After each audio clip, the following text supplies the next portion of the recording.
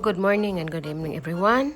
Today I'm going to cook my husband dinner, omelette Vienna sausage chicken for his dinner. Thank you so much. It's so yummy and cheap and also very delicious recipe for his dinner. Thank you so much, guys. You have to try it.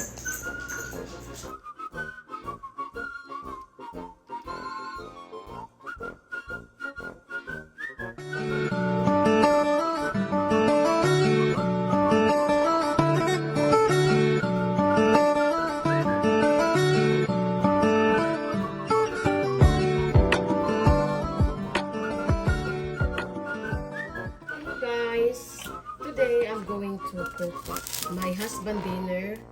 It's chicken sausage omelets with vegetables. So I add 2 tablespoons of olive oil.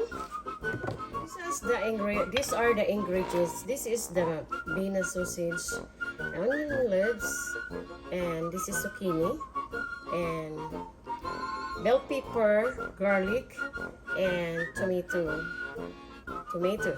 cherry, and mixed with regular tomatoes. So first, I would like to put the 3 cloves of garlic fresh. So we have to stir it. So you have to stir it well. So the garlic is cooked already, and then I need to add onions. A lot of onions.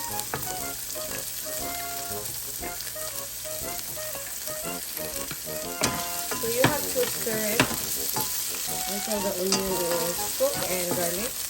And then add also this bell pepper or any kind of bell pepper. If you have a green or red, this is yellow. Either one, guys.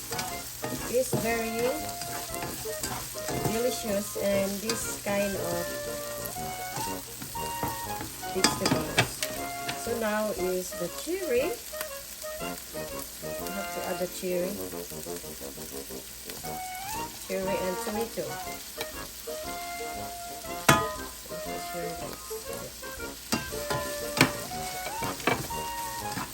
So as you can see, guys, it's very yummy.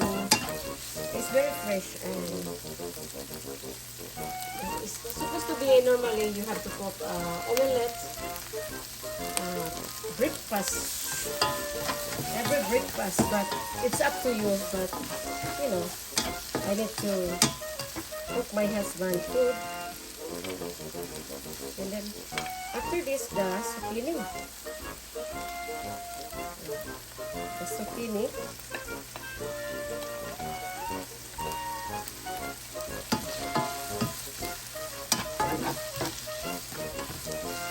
I just like mix it well.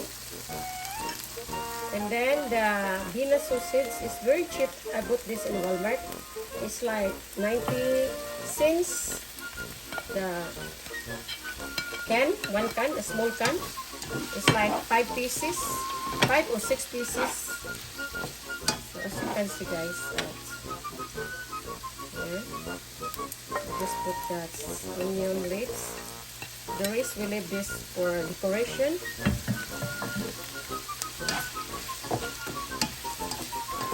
You know, we have to add beef powder. This is beef powder, guys. It's beef stock. It's like magic sarap, or it's like instead MSG, you have to replace with this, you know. So here, as you can see. So this is we put this inside the eggs, and then I need garlic. Garlic, black pepper. It's like 1 tablespoon of black pepper. bit of paprika, chives, fresh chives, dyed chives. This is good for soup, but I decided to put there because every time I cook food, I always put there. So guys, as you can see, you have to stir it well. So don't forget to subscribe, like, share, and leave comments, and don't forget the notification bell, so every time I upload, you always updated my video. And God bless. Thank you so much for coming my channel. So now I cover it maybe like 1 minute. It's very easy. So while doing this, guys, we have to crack the eggs like 4 to 5 pieces eggs to put to make omelet. We make this scrambled eggs. That's very well. So have a flavor. That there, okay? So now we are going to check it. Because this is ready, guys. You can see, this is ready. We already cooked the sausage and some of ingredients, So now we're gonna put this aside.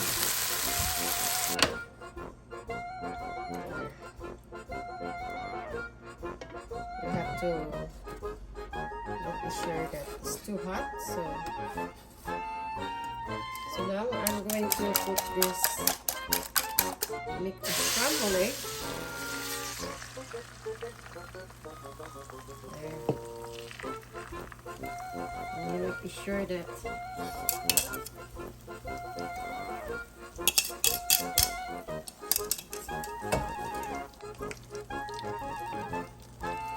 let the eggs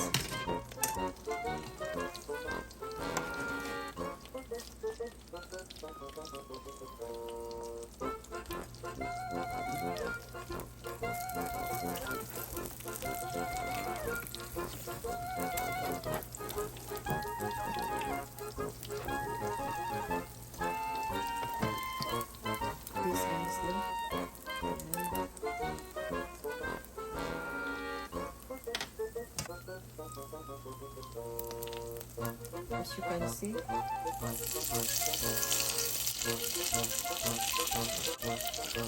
And lower the temperature.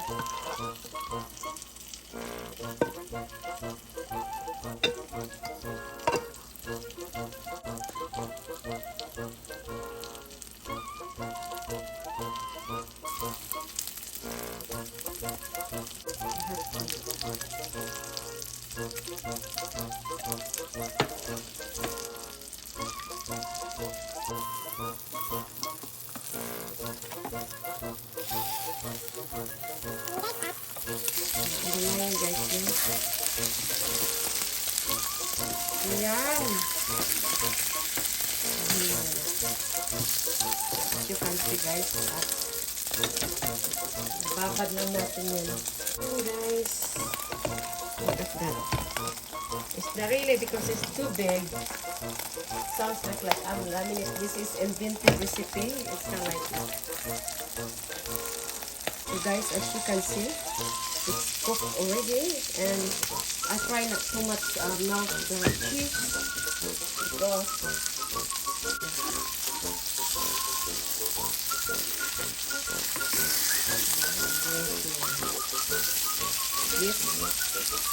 try to not to dip.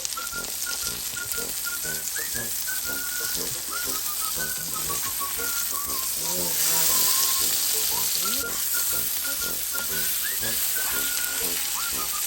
Guys, Don't forget to subscribe, like, and share.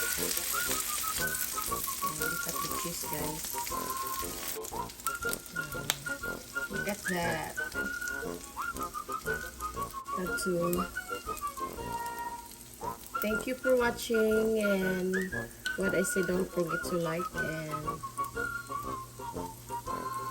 leave comments my video. God bless.